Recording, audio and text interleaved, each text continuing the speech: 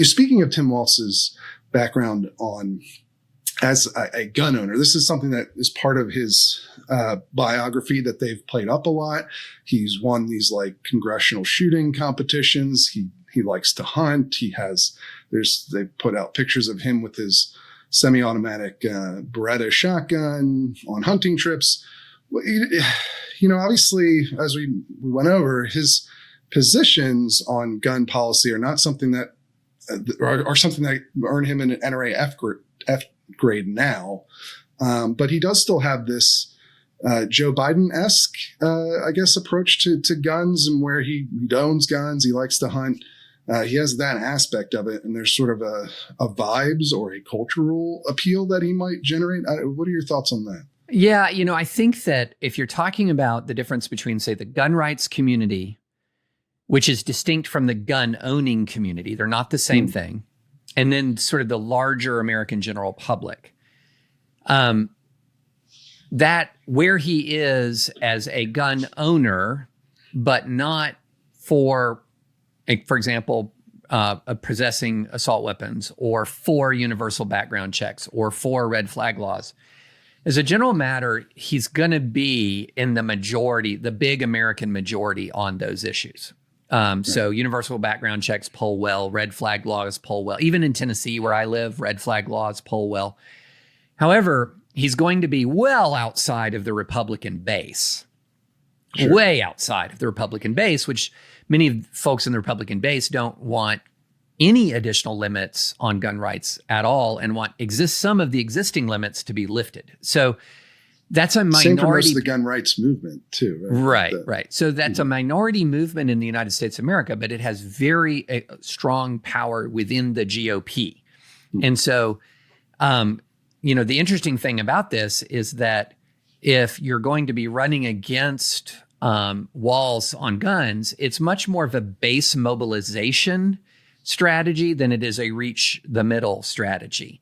Because the simple fact of the matter is some of these additional regulations are largely popular, although I will say the assault weapons bans kind of go up and down, right? If you have a survey right after mass shootings, often the support will be very low. If you have a lot of chaos in the country, such as the rioting in 2020, sometimes you'll see that support go up because people are now buying them for self-defense reasons in their home. And so that's more variable. That's more variable. But the reality is, one of the reasons why the gun rights community has been so powerful is basically this. One is there's just more people who are single issue gun rights voters than there are single issue gun control voters.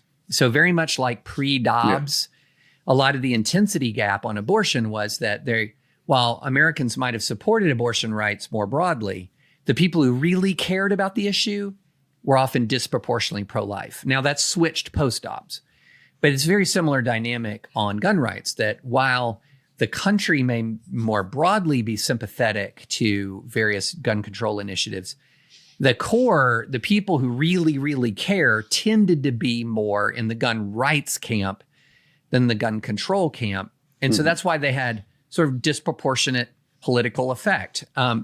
It's a kind of a rule of politics that it's not just numbers, it's intensity.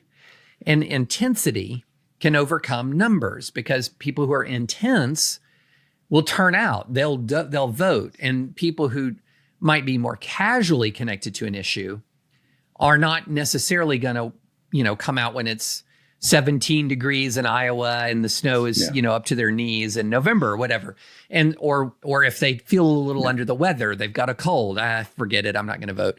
But, I know people who would, if they were on a ventilator, would want some way for somebody to get them to the voting booth to vote to preserve gun rights. And there are people who, have that level of intensity. So the intensity gap has always been, or not always, but frequently been in the favor of the gun rights community. However, it's very interesting, the Republican retreat on gun rights. The question I have for that is, will that do anything to the intensity gap?